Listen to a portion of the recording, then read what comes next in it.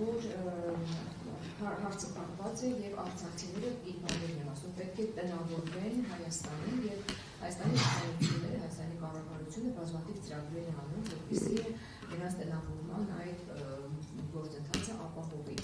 Դուք ասում եք, որ որևէ կապի չեք կարողանում դուրս գալ, բայց մենք կներեք ձեր կողմից չենք էլ տեսնում այսպես ագրեսիվ մի քիչ, հա, նաեւ հայտարարությունների տեսքով կլինի,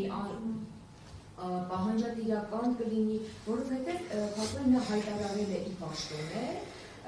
եւ այսպես բաց է մնացել հակառակ դաշտը։ Դուք իմ կարծիքով պիտի ավելի այսպես հետեւողական լինեք, շատ ավելի նախահարցակ լինեք, որ ասել ես հիմա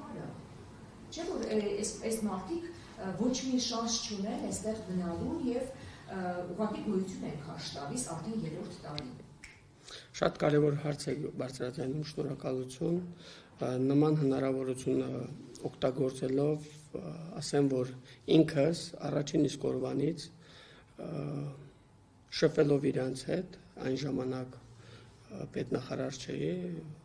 տեսնում էի նրանց վերաբերմունքը արցախցիների մասով, մի քանի փակագծեր կփորձեմ բացել։ Ես ինքս հակված եմ եղել, որ պետք է լինի հանրային ճնշում։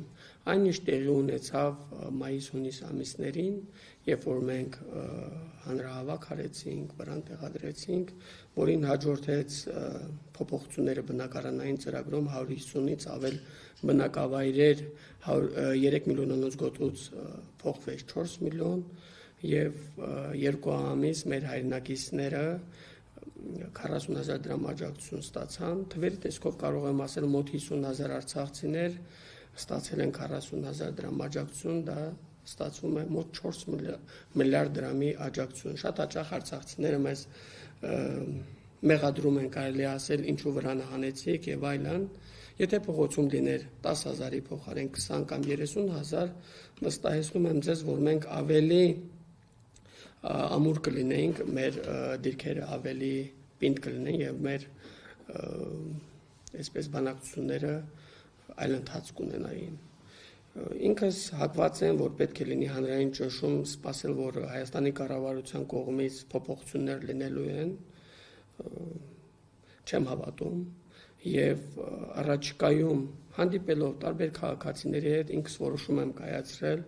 հաշվի առնելով նաեւ եղանակային պայմանները, մարտի վերջ կամ ապրիլին սկսել շարժում փողոցային, տեղի կունենա հանրահավաք, որից հետո կհասկանանք ինչ կարող ենք անել, հաշվի առնելով մեր հայրենակիցների վիճակը, արտագաղթը, այսօր ունենք 20-25,000 հայրենակիցներ, ովքեր արտագաղթել են, բայց վստահ եք, չէ, որ եթե չլիներ ռուս-ուկրաինական հակամարտությունը, արցախցիների մեծ մասը այստեղ չէին լինի։ Այնտեղ եւս բազմաթիվ խնդիրներ կան եւ թղթերի հետ կապված, փաստաթղթերի հետ կապված շատերը գնում եւ հետ են գալիս, գնալու տեղ չունեն, մեղմ ասած։